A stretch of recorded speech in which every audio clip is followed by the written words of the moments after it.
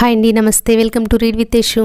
నిన్నటి భాగంలో మాయాయతి త్రిపురాసురులకు త్రిపురవాసులకు దీక్షలిచ్చి భయావహమైన పరధర్మాన్ని ఆశ్రయించేటట్టు చేశారు.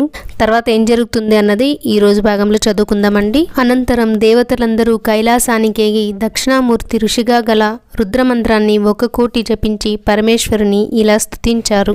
సర్వాత్మకుడు, మంగళకరుడు, కష్టములను పారద్రోలువాడు, నీలకంఠుడు, చైతన్య స్వరూపుడు, జ్ఞానగణుడు అగు నీకు నమస్కారము. ఆపదలన్నీ నివారించే నీవే మాకు సర్వకాలములలో శరణమగుచున్నావు. దేవశత్రువులను సంహరింపువాడా, సర్వకాలములలో మాచే తెలియదగిన వాడవు నీవే. నీకు కారణము లేదు. నీవు ఆనందగనుడవు, వినాశనము లేని ప్రభుడవు, ప్రకృతి పురుషులిద్దరినీ సృష్టించిన జగదీశ్వరుడవు నీవే. నీవే సర్వకారుణుడవు. రజసత్వ తమో గుణములను స్వీకరించి క్రమంగా బ్రహ్మ విష్ణు రుద్ర రూపములను దాల్చి జగత్తులను సృష్టించి పాలించి సంహరించువాడవు నీవే. ఈ లోకంలో రక్షకుడవు, సర్వేశ్వరుడవు, నాశనము లేనివాడవు, వరములనిచ్చువాడవు, శబ్దస్వరూపుడవు, శబ్ద ప్రమాణముచే నిరూపింపబడేవాడవు, వాచ్యవాచక భావమునకు అతీతుడవు నీవే. యోగ విశారదుడగు యోగులు ముక్తి కొరకు ఈశానుడగు నిన్ను ప్రార్థించెదరు.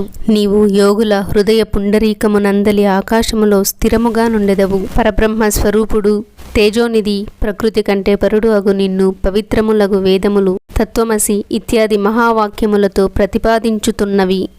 హే విభో, ఈ జగత్తులోని సర్వము నీవే, పరమాత్ముడవు నీవేనని ఋషులు చెప్పెదరు. హే శర్వ భవ, సర్వము నీ స్వరూపమే, ముల్లోకములకు ప్రభువు నీవే. ఓ జగద్గురు, చూడబడే, వినబడే, తెలియబడే సర్వము నీవే. నీవు అణువు కంటే సూక్ష్మతరుడవు, మిక్కిలి పెద్దదానికంటే పెద్దవాడవు అని ఋషులు చెబుతున్నారు. సర్వత్రా నీ చేతులు, కాళ్ళు, కళ్ళు, శిరస్సులు, ముఖములు, చెవులు, ముక్కులు కలవు. సర్వాత్మకుడవగు నీకు నమస్కారము. ఓ సర్వవ్యాపి, సర్వజ్ఞుడు, సర్వేశ్వరుడు, మాయావరణము లేనివాడవు, జగద్రూపుడు, ముక్కంటి అగు నీకు అన్ని దిక్కుల యందు నమస్కరించుచున్నాను. సర్వేశ్వరుడు, జగదధ్యక్షుడు, సత్యస్వరూపుడు, మంగళస్వరూపుడు, సర్వోత్కృష్టుడు, కోటి సూర్యుల కాంతి గలవాడు అగు నీకు సర్వదిక్కుల యందు నమస్కరించుచున్నాను. జగత్తునకు ప్రభువు, ఆద్యంతము లేనివాడు, 26 తత్వములను ప్రవర్తిల్ల చేయువాడు, తనకంటే పైన ప్రభువు లేనివాడు, సర్వప్రాణులను ప్రవర్తిల్ల చేయువాడు అగు నిన్ను అన్ని వైపుల నుండి నమస్కరించుచున్నాను. ప్రకృతికి చైతన్యమునిచ్చి అనుగ్రహించువాడు, సర్వజగత్తును సృష్టించిన బ్రహ్మకు తండ్రి, సర్వదేవతా స్వరూపుడు, ఈశ్వరుడు అగు నిన్ను అన్ని విధాలుగా నమస్కరించుచున్నాను. వేదములు, వేదవేత్తలు నిన్ను వరములనిచ్చువాడనియు, సర్వులకు అధిష్టానమనియు, స్వయం సిద్ధుడవనియు వర్ణించుచున్నారు. అమరులు చేసిన ప్రార్థనకు ఆనందించిన వాడై చంద్రశేఖరుడు వృషభవాహనారూఢుడై సాక్షాత్కరించి వారితో ఇలా అన్నాడు. ఓ పితామహ, విష్ణువు యొక్క మాయాశక్తి వల్లను, నారదుని బుద్ధి చాతుర్యం వల్లను త్రిపురాసురులు, వారి ప్రజలు ఉత్తమమైన స్వధర్మాన్ని విడిచి పరధర్మాన్ని ఆశ్రయించి వారి మరణాన్ని వారే కోరి తెచ్చుకున్నారు. కానీ వారితో యుద్ధం చేయటానికి తగిన సాధనా సంపత్తి నా వద్ద లేదే. రథము, సారథి, ధనుర్బాణాలు, తూణీరం ఇవేవీ లేకుండా యుద్ధం ఎలా సాధ్యం? శంకరుని అంగీకారానికి సంతసించిన విష్ణు బ్రహ్మేంద్రాది దేవతలు, హే కపర్ది, అవన్నీ సిద్ధంగానే ఉన్నాయి, మీరు బయలుదేరడమే ఉంది అని విన్నవించారు. అయితే రణబేరి మోగించండి అని పోరుకు సిద్ధమయ్యాడు రుద్రుడు. ఇంతలో పుత్రులిద్దరిని వెంట పెట్టుకుని ఉమాదేవి శివసన్నిధానానికి వచ్చింది.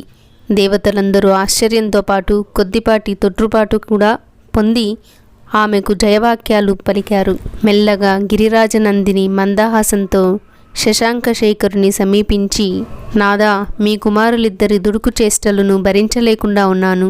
ప్రతి చిన్న విషయంలోనూ ఇద్దరూ తగులాడుకుంటున్నారు. ఈ దేవతల మొరలు, విన్నపాలు, ప్రార్థనలు మీకెప్పుడూ ఉండేవే. వీరు స్వార్థపరులు. సృష్టిలో ఉన్న శ్రేష్టమైన వస్తువులన్నీ తమకే కావాలంటారు వీళ్ళు. ఇలా ఇంట్లోకి వచ్చి పిల్లలను కొంచెం మందలించండి. వాళ్ళ ఆటపాటలను చూసి మీరు ముచ్చటపడటం లేదు, తగువులు పట్టించుకోవడం లేదు. ఈ దేవతలకేం, వాళ్ళ సంసారాలు బాగానే ఉన్నాయి. ఇలా గృహస్థ ధర్మాన్ని గుర్తు చేసింది పార్వతి. గౌరీదేవి మనోగతాన్ని అవగతం చేసుకున్న శ్రీకంఠుడు పుత్రులను గాఢంగా ఆలింగనం చేసుకుని మూర్ధాగ్రహణం చేసి మెల్లగా హస్తపద్మాలతో శరీరమంతా నిమిరి బుగ్గగిల్లి కుమారులతో కూడా కొద్దిసేపు వినోదించి తన భవనంలోకి వెళ్ళిపోయాడు. దేవతలంతా తమ కార్యానికి విఘ్నం కలిగినందుకు విచారించి వ్యగ్రమనస్కులై కర్తవ్యం తోచక హతాశులయ్యారు. దేవతల దీన వదనాలను చూసిన అచ్యుతుడు కరుణాంతరంగుడై కర్తవ్యాన్నిలా బోధించాడు. గీర్వాణులారా, నా మాటను శ్రద్ధతో వినండి. మహాదేవుని ఆరాధనలో ఆరంభంలో దుఃఖం కలుగుతుందని పెద్దల వలన విన్నాను. మంత్రజపం చేత మాత్రమే ఆయన అనుగ్రహం కలుగుతుంది.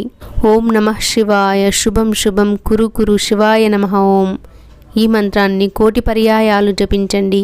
ఆయన ప్రసన్నుడై మన కార్యాన్ని నెరవేరుస్తాడు. విష్ణువు ఉపదేశానుసారంగా అందరూ ఆ మంత్రాన్ని జపించగా మృత్యుంజయుడు ప్రత్యక్షమై దేవతల మనోగతాన్ని అవగతం చేసుకుని ప్రతిజ్ఞాపూర్వకంగా ఇలా పలికాడు. అమరులారా, త్రిపురాలు నశించాయనే మీరు నిశ్చయం చేసుకోండి. గతంలోనే చెప్పినట్టు యుద్ధ సామగ్రిని సిద్ధం చేయండి. ఈ దేవకార్యంలో అందరూ సహకరించండి. మీరు జపించిన మంత్రం నాకు ప్రీతిని కలిగించేది. సకామంగా ఈ మంత్రాన్ని జపించిన వారికి ఆయురారోగ్య భుక్తి ముక్తులు సంతోషంగా ప్రసాదిస్తాను. ఇక మీరు వెళ్ళండి.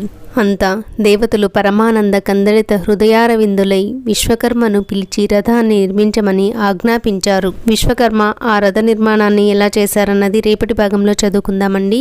సర్వం ఉమామహేశ్వర పాదార్పణం.